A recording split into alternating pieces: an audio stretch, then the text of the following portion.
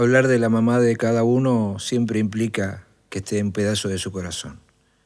En este caso, este tema instrumental que hicimos junto a Ismael Pelufo está en mi corazón, por supuesto, está dedicado a mi mamá y también a su amiga que era fanática de Ismael. Para ella, con todo nuestro cariño, de Ismael y de Chacho.